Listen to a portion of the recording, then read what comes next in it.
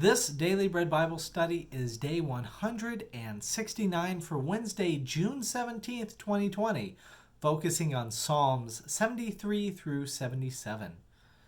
We begin book 3 of the Psalms, which is, the third kind of grouping within the Psalms. We start off with some Psalms of Asaph. Remember, Asaph was the one who led the musicians there for King David, and so this is a psalm of the musicians. We have in the psalm, I selected verse number 3 of Psalm 73, which says, "I was envious of the arrogant. I saw the prosperity of the wicked." So why this is mentioned, why I bring this up, is because this is regret for foolishness, thinking that the ways of the wicked were the ways to follow.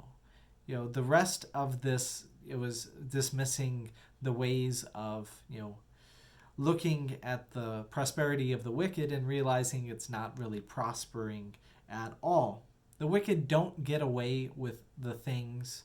They might just escape some sort of consequence, it seems, for a moment in time. But the writer of this psalm is making the point that eventually, what we do and how we act impacts the world around us in ways that we can see and can't see.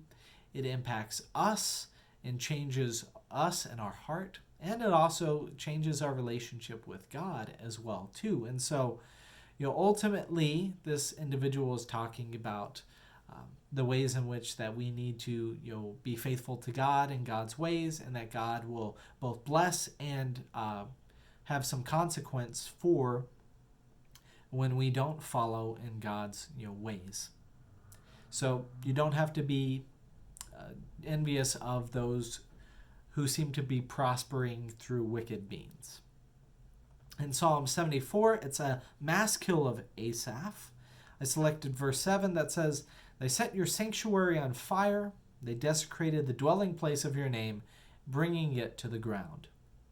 Now, this might be connected with Psalm 73, where you look at the other armies, specifically the army of Babylon, that comes into Jerusalem and sacks Jerusalem. And after some challenges there with the people that were left behind, destroys even the temple of the Lord and sets it to fire. So I imagine that this is a reference to the Babylonian destruction of Jerusalem and also the Babylonian exile there of people. And so it's a hard place to be.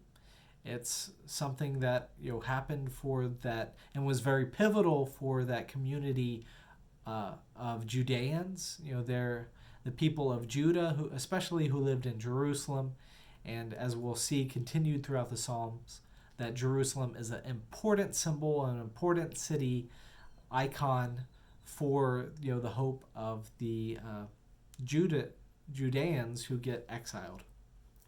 That's why I bring it up. Psalm 75 is another psalm of Asaph. In verse 7 it says, "It is God who executes judgment, putting down one and lifting up another."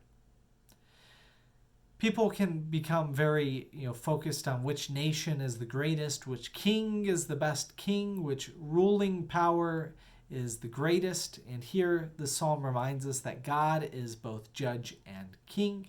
God is the one who executes judgment and gets to make those decisions, because ultimately God is the one leading this world and this life.